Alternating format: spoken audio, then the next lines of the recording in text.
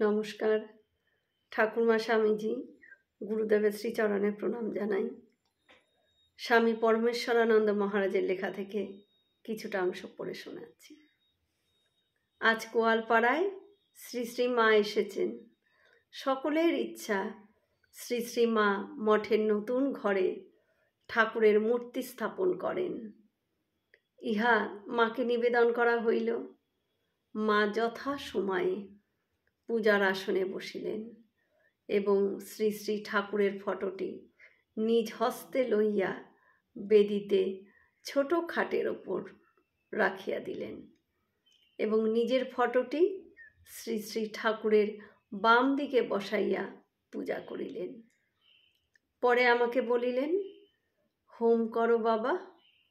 হোমের কথা শুনিয়া আমি তো অবাক, কারণ তখন তো স্বদেশী ব্যাপারে উন্মত্ত, পূজা হোমের ব্যাপারে কিছুই জানি না আমি। শ্রী শ্রী মাকে বলিলাম, মা গো, আমি তো হোম জানি না মা, কি করে হোম করব? মা বললেন, আমি দাঁড়িয়ে আছি, ঠাকুরের নাম করে ঘি দাও বাবা, তাহলেই হোম করা হবে। এই বলিয়া ঠাকুরের ঘরের মাঝের ছোট দরজায় হাত দিয়ে দাঁড়াইয়া রইলেন। আমি হোমের আগুন জ্বালাইয়া ঠাকুরের বীজ মন্ত্র দিয়া নির্দিষ্ট সংখ্যক বিল্বপত্র দ্বারা হোম করিলাম। হোম করা হয়ে গেলে মা বলছেন, এই তো বেশ হয়েছে, এইবার ভস্মের ফোঁটাটি সকলের কপালে দিতে থাকো। আমি প্রথমেই মার কপালে দিলাম।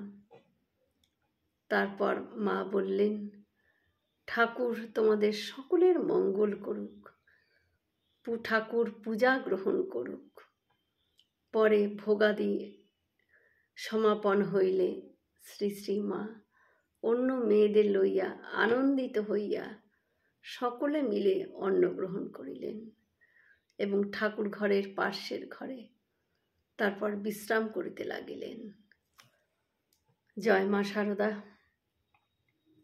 আমরা সকলে মিলে একসাথে বলি, জয় মহামাই কি জয়, জয় ভগবান শ্রী শ্রী রামকৃষ্ণদেব কি জয়, জয় স্বামীজি মহারাজ জি কি জয়।